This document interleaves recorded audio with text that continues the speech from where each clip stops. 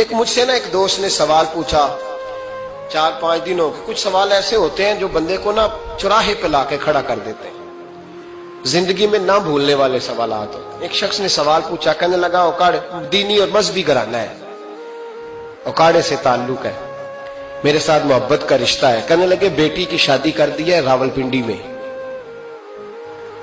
آپ کی بھی بیٹیاں ہیں, میری بھی بیٹی ہے. بیٹی کی شادی کر دی ہے راولپنڈی میں. اب بچی چند دن رہنے آئی ہے. پوچھنا یہ ہے کہ نماز پوری پڑے گی کہ قصر پڑے گی.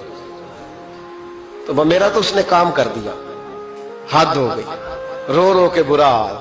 میں نے کہا یار تو بند کر دے فون, رات کو بتاؤں گا. کیا پوچھ لیا یار تو نے. بیٹی مسافر نہیں ہوتی, بیٹی تو مہرانی ہوتی ہے باپ کے گھر کی. اور بیٹی مطلب کیسے بتاؤں کہ دل کرتا ہے کہ بیٹی وہ صرف ہنسے, وہ روئے کبھی نہ. یہ دعا ہوتی ہے. تو نے اتنا بڑا سوال کیوں کیا؟ بہرحال علماء کو کچھ چیزوں کے جواب دینے پڑتے ہیں. میں نے کہا میں رات کو بتاؤں گا.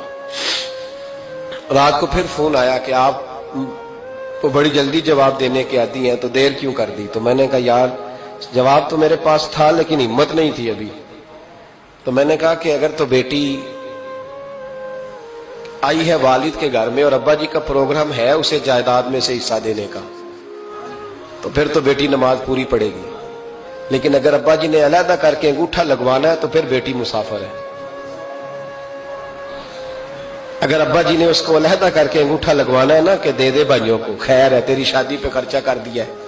اگر ابا جی کے دل میں نے کہا یہ ابے سے فتویٰ پوچھ لو, اگر ابا جی کے دل میں چور ہے نا کہ بیٹی کو دینا کچھ نہیں, تو پھر بیٹی نے نماز قصر پڑھنی ہے. اس لیے کہ پھر وہ وہاں حصے دار.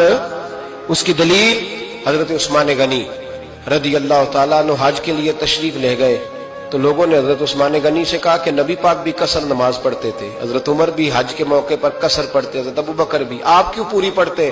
فرمایا ان کا مکے میں گھر کوئی نہیں تھا, میرے تو پورے کے پورے باغ ہیں, تو میں یہاں مسافر نہیں ہوں, میں یہاں مقیم ہوں. تو اگر تو بیٹی کا حصہ بھی ہے ابا جی کے گھر میں تو پھر وہ نماز پوری پڑے گی. لیکن اگر ابا جی نے اللہ تعالیٰ خیر فرمائے بیٹوں کے حق میں فیصلہ سنا دیا ہے اور انہوں نے بیٹی سے کہہ دیا ہے کہ چھوڑ, جو بیٹیاں حصہ لیتی ہیں ان کے بھائی نہیں ملتے تو نہ ملے بھائی, کوئی عرض نہیں.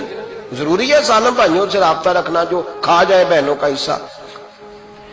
والد ظالم ہے, ظالم ہے باپ, بیٹے کو حصہ دیتا ہے بیٹی کو نہیں دیتا.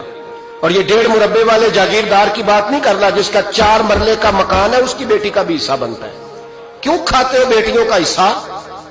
ڈر نہیں آتا اللہ تعالیٰ سے؟